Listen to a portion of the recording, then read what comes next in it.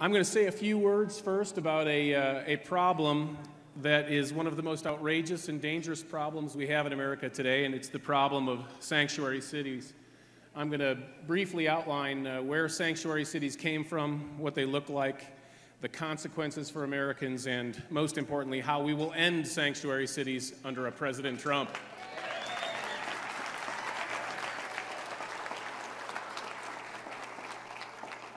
Believe it or not, the first American sanctuary city started almost 40 years ago. It was Los Angeles in 1979, Special Order 40. Think of that. We've been living under sanctuary cities for nearly 4 decades. San Francisco was the next city to become a sanctuary city. It was in 1989. They called it the City of Refuge Ordinance. Boy, didn't that sound nice. Then New York City, the same year in 1989, became a sanctuary city. It was called Executive Order 124. And it barred New York City police officers from calling the INS directly and telling them about illegal aliens they encountered. That order was put into place by Mayor Ed Koch in 1989, and it was reissued by Mayors Dinkins, Giuliani, Bloomberg, and de Blasio. Now, most sanctuary cities fall into 2 categories: don't ask and don't tell. The don't ask cities are like Los Angeles, and they prevent police officers from even asking a person if he's an illegal alien. Even if all of the evidence points to the fact that he's talking to an illegal alien, the officer still can't ask. Don't tell sanctuary cities are like San Francisco, and they prohibit the police department from even picking up the phone and calling ICE and saying, hey, we've got an illegal alien criminal here, we'd like you to help us. By the way, I hope nobody in this audience is offended if I use the term illegal alien. You know, I use that term because that's the actual term found in federal law. In federal law, the term is illegal alien. But the politically correct left gets so upset if you use the accurate term. They, of course, want us to use the alternative, right? Undocumented immigrant. You know, as an attorney, I won't use that term because that term is legally incorrect. It doesn't even make sense. An immigrant under law is someone who has a green card. So there's no such thing as an undocumented person who holds a green card. Or put it this way, it's a contradiction in terms. Calling someone an undocumented immigrant is like calling a thief an undocumented owner.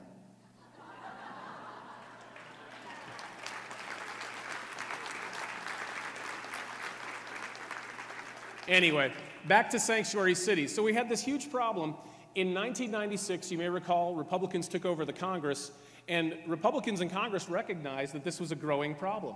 And so they passed a bill in 1996 that made sanctuary cities illegal. That's right, 20 years ago. In federal law, these sanctuary cities are illegal. You found it at Title 8, Section 1373 and 1644, 2 different places in the federal code. So problem solved, right? Congress made it illegal. Well, if only. You know, Congress naively thought back in 1996 that all they had to do was tell American cities, stop it, and they would stop it. They never dreamed that these cities would just break federal law and just keep on going. But that's exactly what happened. And then something else happened in 1998.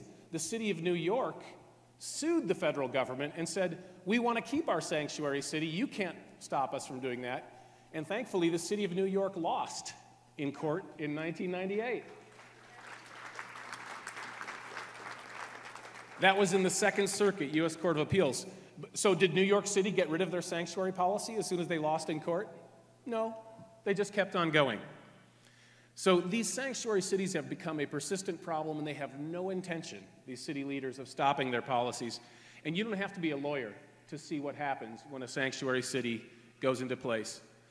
When you have an illegal alien who's arrested for a drug conviction or some violent crime, is the phone picked up and is a call made to ICE? No. The illegal alien goes back onto the streets. And so many families up here on the stage have had loved ones killed when illegal aliens are released back onto the streets. Now, in non-sanctuary cities, there's at least a chance, a small chance, that that person will be deported. But in sanctuary cities, there's no chance at all. And some of the losses of loved ones that we're talking about today did happen in sanctuary cities. Now, and another problem that happens is gangs start operating in sanctuary cities. Think about it. If you're a gang member and you want your gang to be operating in a place where your illegal alien members won't be deported, You operate in sanctuary cities. Why do you think Los Angeles has seen such an extraordinary rise in the number of illegal alien gangs? Mara Salvatrucha 13, the 18th Street Gang. You probably heard this figure. 95% of all outstanding warrants for homicide in Los Angeles are for illegal aliens. But of course, what happens when the police officer doesn't have enough evidence, the prosecutor doesn't have enough evidence to make a conviction and send that illegal alien to prison? In a non-sanctuary city, they can at least call ICE and have the guy deported.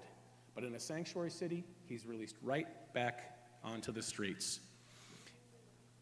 Now, I want to tell you a story of a family. You all know there's so many tragic stories here, but this one just illustrates the legal ridiculousness of sanctuary cities. It's the case of the Bologna family in San Francisco in 2008. How many of you remember the Bologna family? So, it's a family that I personally represented in court. On June 22nd, 2008, Anthony Bologna and his 3 sons were driving home from a family picnic on a Sunday afternoon after church. As they were sitting in their stopped car, another vehicle driven by an illegal alien from El Salvador, MS-13 member Edwin Ramos, drove up. He pulled a gun out and he just started murdering the Bolognas in their car, spraying the car with bullets. Anthony was killed along with 2 of his sons, Michael and Matthew, aged 20 and 16. A 3rd son, Andrew, who was aged 18, survived the incident miraculously, but saw his father and 2 brothers killed in front of his eyes. The killer, Edwin Ramos, had been in and out of San Francisco police custody at least 3 times for violent crimes, not small crimes, serious crimes. But every single time, the SFPD was prohibited from picking up the phone and calling ICE. And if they picked up the phone in the case of this guy, ICE would have put him at the top of the list because he was a gang member, he had multiple arrests for violent crimes, he would have been out of this country. But instead, on the 3rd occasion, which was 2 months before the killing, they didn't pick up the phone and call ICE. He was released back onto the streets, and then this terrible incident happened. If San Francisco had not been a sanctuary city, he would have been either in federal detention or he would have been already on his way back to native El Salvador, and those 3 people would be alive today. And the same can be said in so many cases. If something had been done to enforce our laws, so many of the loved ones of people here would have been alive today. And so there is a direct connection between the enforcement of our laws or the non-enforcement of our laws and the loss of our loved ones, and that has to stop. The losing of our loved ones has to stop.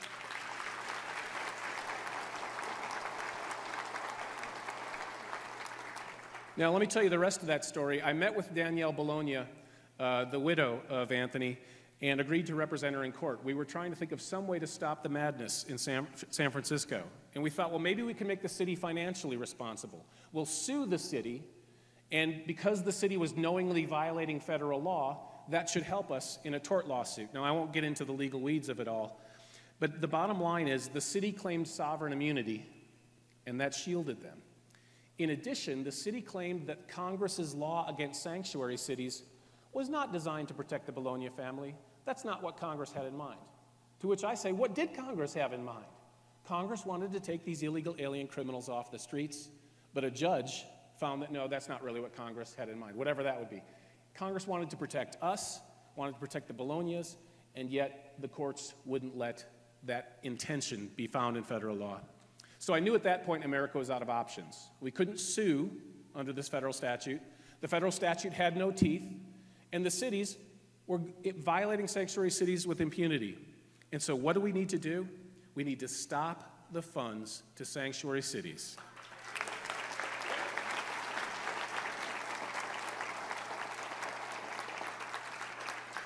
We need a change in the law to help a future President Trump do just that, a change that would specifically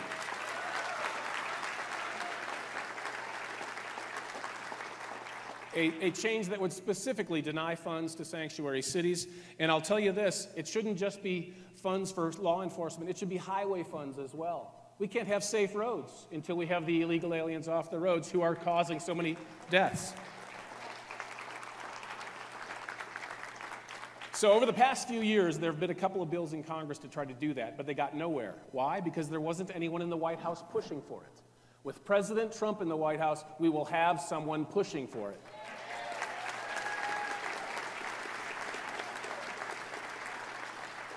And I'll tell you this too, there are some things that a president can legally do with his executive authority to start cutting off those funds even before Congress acts. I know that President Trump will look for every legal option he has to stop the money and stop the sanctuary cities from feeding at the federal trough.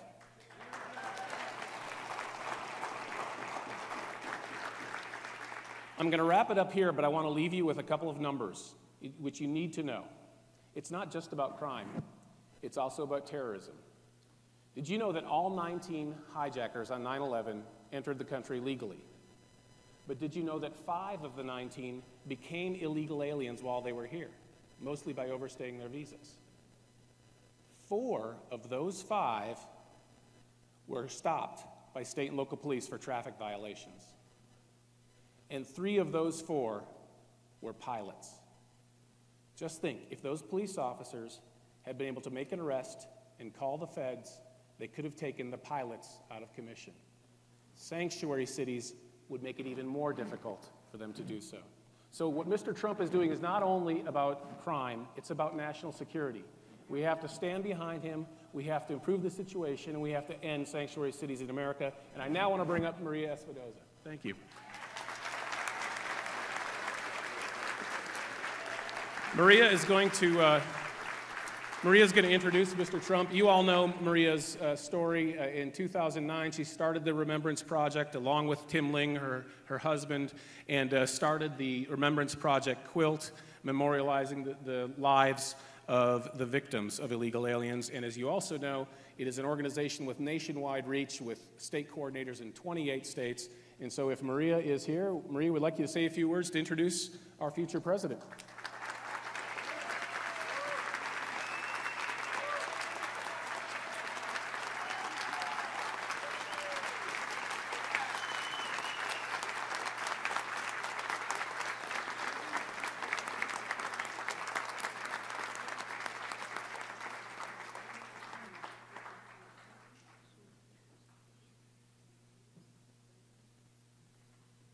One moment, folks.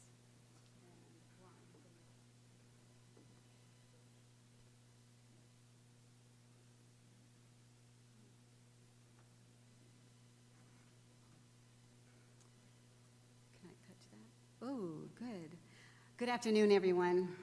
Thank you so much for attending our first ever Remembrance luncheon, where we honor and remember Americans who've been killed by illegal aliens, individuals who should not have been in the country in the first place. On June 16th, 2015, most Americans probably don't remember that date, but here, our families do. We remember that date because that is the day that Donald Trump announced his run for President of the United States.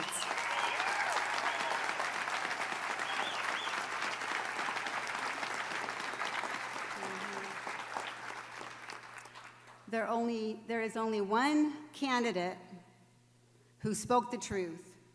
There is only one candidate who reached out to our families, our stolen lives families, America's most forgotten families.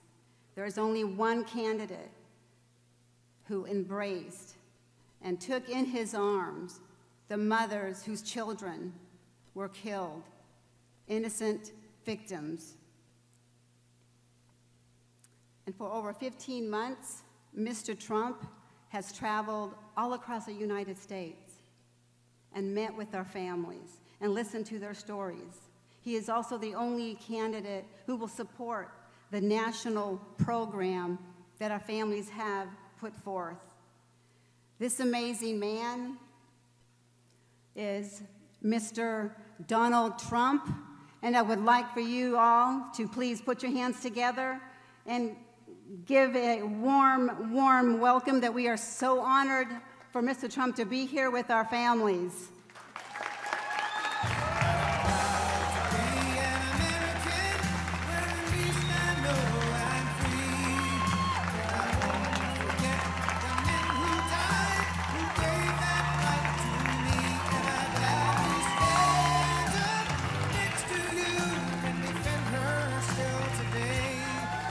Cause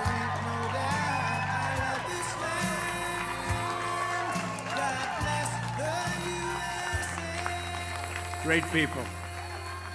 Great people. Thank you. Thank you. And thank you, Maria, for the introduction. It was beautiful. And for the work that you and your organization do to honor these stolen American lives, and that's what they are, stolen American lives, and to advocate for justice on behalf of all American victims. We thank you, and thank you, folks. What you have to go through is unbelievable. I'm honored to be here today and to shine a national spotlight on a group of victims who have been forced, and I mean truly forced, into the shadows. Your stories are not featured in the news. You have no demonstrators taking to the streets on your behalf. You have no special interest taking up your cause. And the politicians ignore your cries for help. But I never will. I will never.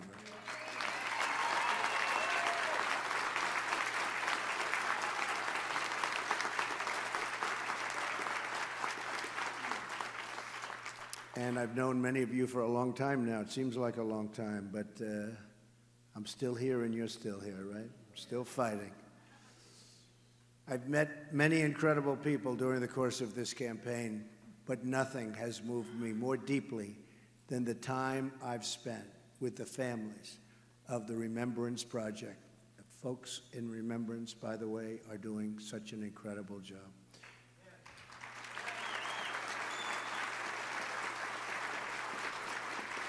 And the strength and the courage that you've shown in your very often lonely fight for justice. We'll get there. You are the heroes. You are. And your actions will help us to save the next 1,000 American citizens from losing their brothers and sisters and sons and daughters and parents. The most fundamental duty of government is to protect American lives.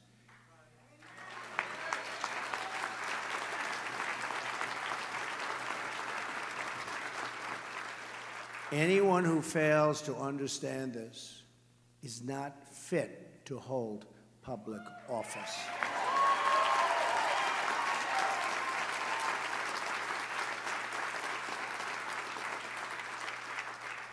Every day our border remains open, innocent Americans are needlessly victimized and killed. Every day sanctuary cities are left in place. Innocent Americans are put in harm's way. Every day we fail to enforce our laws. In a day, and this is absolutely happening all the time, is a day when a loving parent is at risk of losing their child. And it's happening every single day. All across this country, dining room tables have an empty seat at the family table because our government abandoned its duty and failed to enforce its basic laws. There are a lot of numbers in the immigration debate. I've been talking about it for a long time. And obviously people agree with me because you see what's happening, you see the numbers, you see the polls, you see what's going on at the rallies. A lot of people agree with me. Almost, it seems everybody agrees. You almost say, what's not to agree with? But let me give you what's not to agree with. But let me give you the most important number of all. That most important number of all is the number of American lives that is acceptable to lose in the name of illegal immigration. Let me tell you what that number is. 0, 0.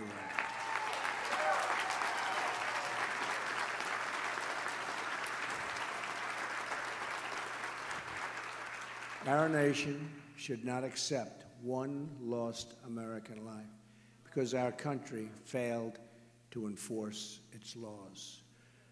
What do you tell the mother who just buried her daughter because someone was released at the border who should have been sent home or should have been imprisoned in another country?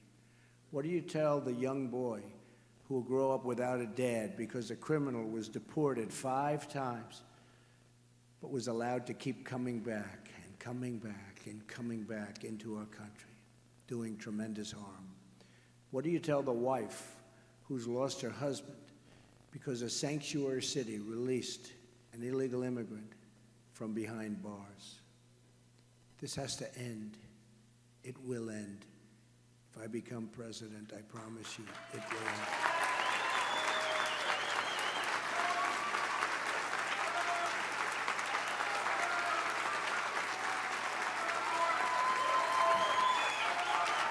Thank you.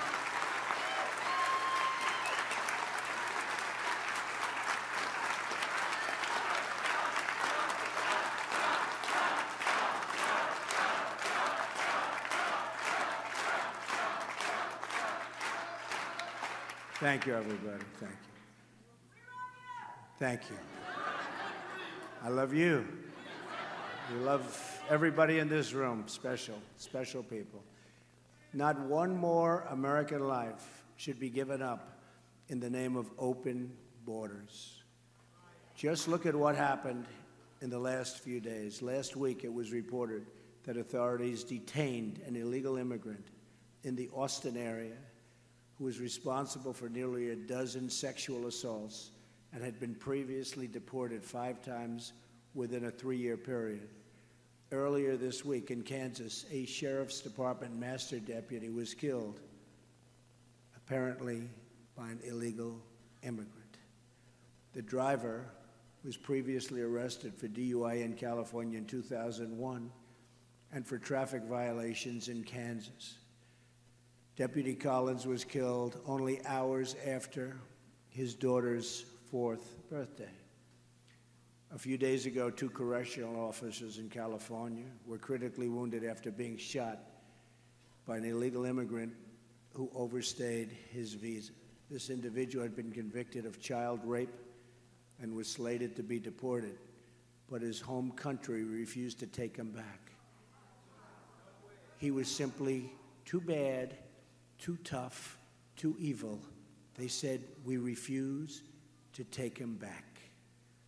One of the victims has 6 children, is an Air Force veteran, and a high school football coach. The other victim is a mother and a grandmother. When Hillary Clinton was Secretary of State, the matter of this country, and think of this, matter of this country refusing to take back their deported citizen came before Hillary Clinton's desk, oftentimes, many times. But she failed to take forceful action and ignored the federal law requiring her to suspend visas to countries that don't take back their citizens. She didn't want to get involved. Politicians. According to a report from the Boston Globe, from the year 2008 through 2014, nearly 13,000 criminal aliens were released back into U.S. communities because their home countries would not take them back. They were too tough, they were too angry, they were too evil. They don't want them back, and we don't force them back. We want to be nice people, we want to be nice and politically correct, and they're all roaming the streets. Most of these 13,000 releases occurred on Hillary Clinton's watch. She had the power and the duty to stop it cold, and she didn't. Now my opponent will never meet with you, never meet with you. No interest. You know that because you've been trying for a long time, years. They've been trying for years. She will never hear your stories. She will never share your pain. She will only meet with the donors and the special interests and the open border advocates. Her plan calls for total amnesty in the first 100 days, which means Obamacare, Social Security, and Medicare for illegal immigrants. Her plan calls for catch and release on the border, sanctuary cities, ignoring visa overstays, closing detention centers, and a virtual end to immigration enforcement in the United States of America. Hillary Clinton has even announced that she plans to go around Congress and implement amnesty by executive order, violating our Constitution and putting the entire nation in grave peril. Hillary Clinton is the person, and I mean the first person, to ever run for the presidency of a country effectively proposing to abolish the borders around the country that she's supposed to be representing. But the media doesn't want you to know that, so they'll never ask her any questions about her plan. Won't be talked about at the debate, which is going to be a very interesting period of time.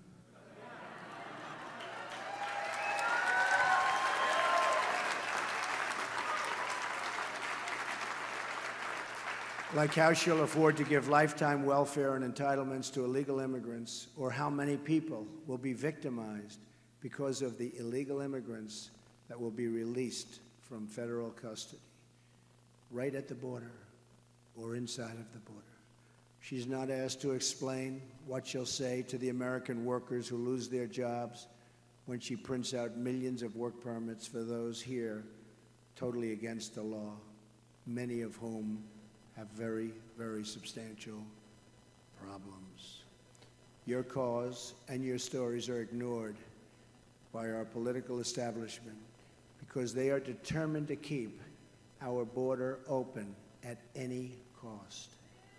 To them, your presence is just too inconvenient. That's all it is. It's an inconvenience. But help is coming. I'll tell you that. Help is coming.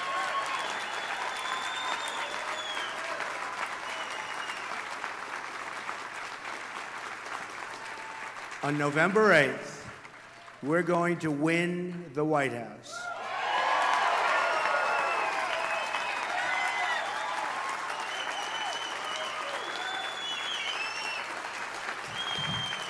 And we are going to deliver justice for every American family and every single American victim. You know what that means. You know what that means. Together, we will save American lives and prevent the next 1,000 American parents from suffering the same fate as the people in this room today. Their loved ones will not have died in vain, believe me. They will not have died in vain. Since 2013 alone, think of this. Since 2013, the Obama administration has allowed 300,000 criminal aliens to return back into the United States and its communities. These are individuals encountered or identified by ICE, but who were not detained or processed for deportation. According to the federal government's own data, there are more than 2 million convicted criminal illegal immigrants inside of the United States right now. 2 million.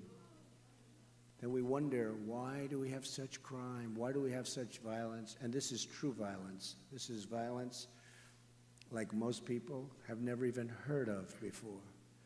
However, this figure does not include the many individuals who have committed crimes but escaped justice, fled the jurisdiction, or were otherwise never caught. And many of the folks are in that position where you even sometimes know who they are, and yet they're never caught. We're going to catch them.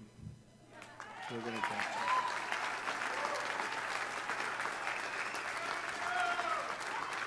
Many crimes committed by people here illegally remain open cases, and yet our government knows a lot about the people that did it. But they don't go after them. They've killed people. They don't go after them. At the same time, hundreds of individuals who have been given visas and refugee, and think of this, they've been given visas, their refugee admissions into the country subsequently were charged with terrorism, and nobody does anything about it. Nobody does anything about it. It's the most unbelievable thing that I've seen. That's why it's like become a personal passion for me when I see these people. And there's so many people. Remembrance Project, there are so many people. This is a small group. A lot of people, it's a small group compared to what we're talking about. The devastation is unbelievable. So we're admitting people here with no idea of who they are, and we don't know very much about them. We don't know what they believe. We don't know if they have love in their heart for our country or if they have hatred in their heart for our country. Whether it's drugs, terrorism, or violent crime, our government is utterly failing in its core mission to defend and protect the people of this country. The Border Patrol agents, these are incredible people. They endorsed me. First time they've ever endorsed a presidential candidate. Thank you.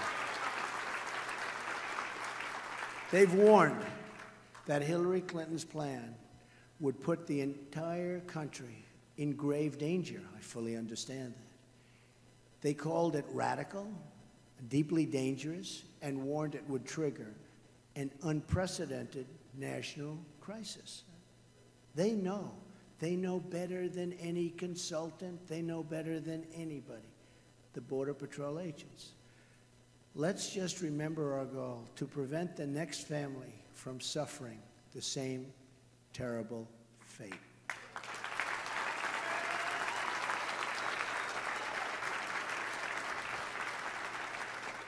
That is what is at stake in this election.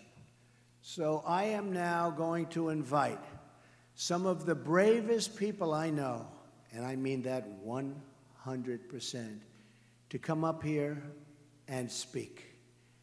Let's start maybe from this side. We've picked 5 families, and if you could say a few words. So how about we start over here? Come on. Perfect. Thank you. Thank you, everybody. Thank you so much. Thank you so much for being here. My name is Laura Wilkerson, and our son Joshua was killed in 2010. He was brutally beaten, tortured, strangled to death, and then his body was set on fire. We sent out letters to every presidential candidate on the Republican side, and the only one we got back was from Mr. Donald Trump. He's really given us a voice. Our goal is to help people when this happens to them in their life. The first goal is to stop it, but we know there'll be more before it's stopped, and we want to be able to help them with burial expenses and legal counsel if need be, and to tell them that we have rights. We should have more rights than the killer.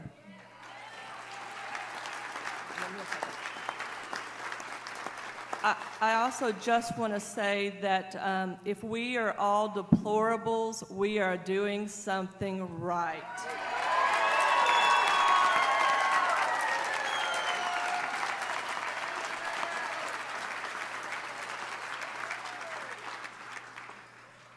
My name is Brenda Sparks. My son's name was Eric Cepeda. He was raised by a legal immigrant only to be mowed down on the road by an illegal alien. That illegal alien did not 1 second in jail. He's out there on the road. And Mr. Trump is the only one that has listened to us. He's the only one that's spoken directly to me. And I thank him for that. So I will be voting for Trump because he wants to protect you.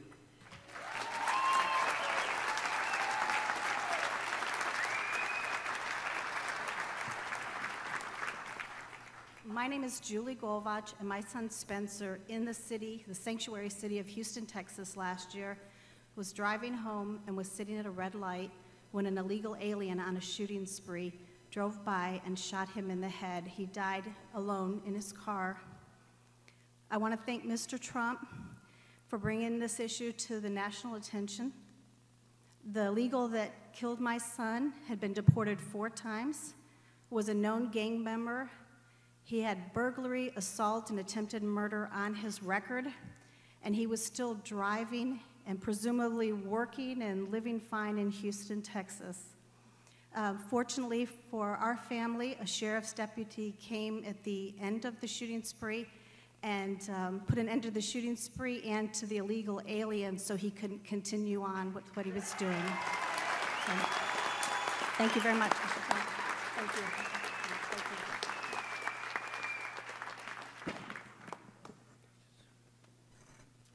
Hi, my name is Agnes Gibbony. My family legally immigrated to the United States after trying 3 times. It took us 13 years. We came with a job contract. Thank you. My father had a job contract. We had to sign a legal document stating that we would not apply for public assistance. And the ironic thing about it is an illegal alien murdered my son, my only son, who had been previously deported. My biggest fear is that anyone would have to go through the life sentence that I live with and other families live with because of what this guy did to our family. I will never have the chance of having my son tell me happy birthday. Next month is my birthday, and all I want for my birthday is a new president, Donald Trump.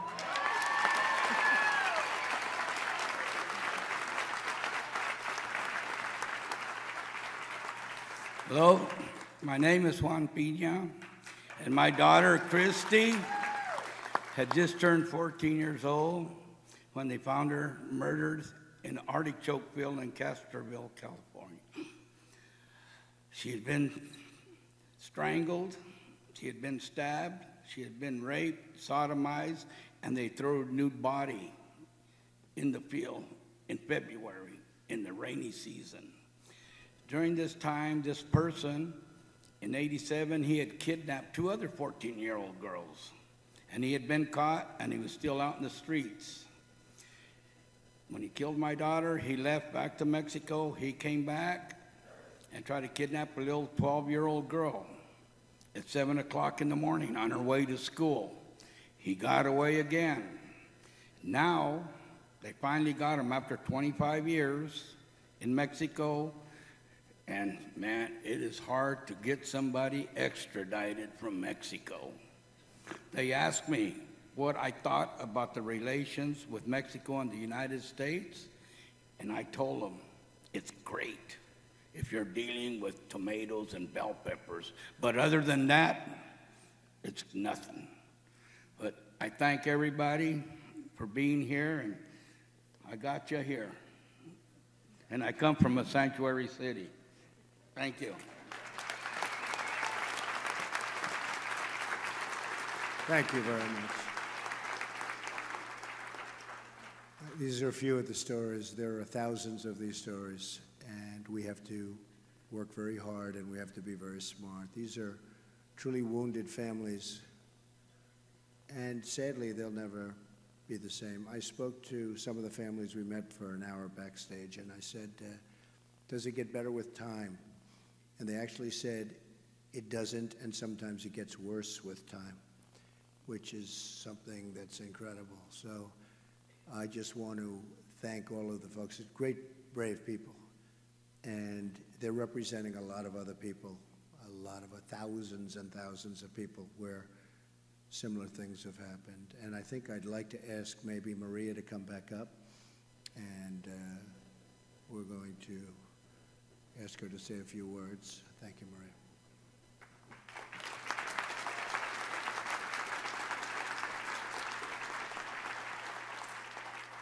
Again, thank you all for being here, and please stay involved. And with for all the families here, we're going to make a presentation. Tim, will you make that? Yes.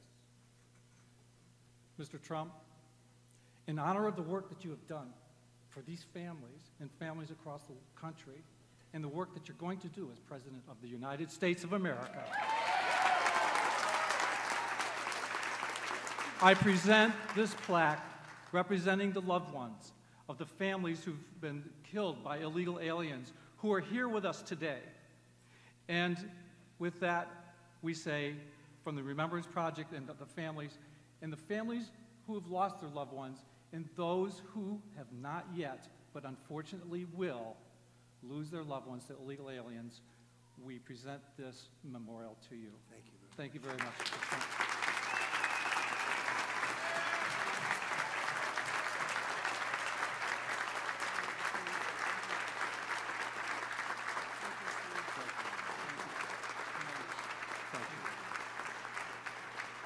Well, thank you very much, folks, and I really appreciate it. And to these unbelievably strong and brave people, we will fight and we will win. And again, I say, your loved ones will not have died in vain, believe me. Okay? Thank you, everybody. Thank you very much.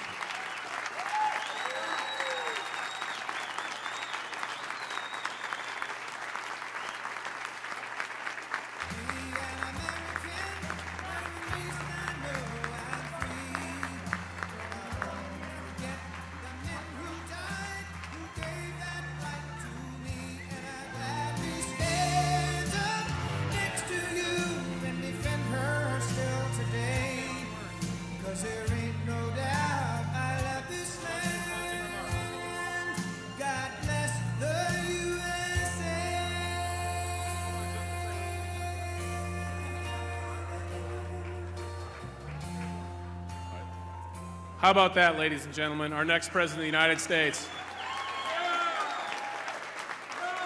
Well, what a great event. What a great event. And I now want to bring Maria back up to say a few closing remarks. Thank you.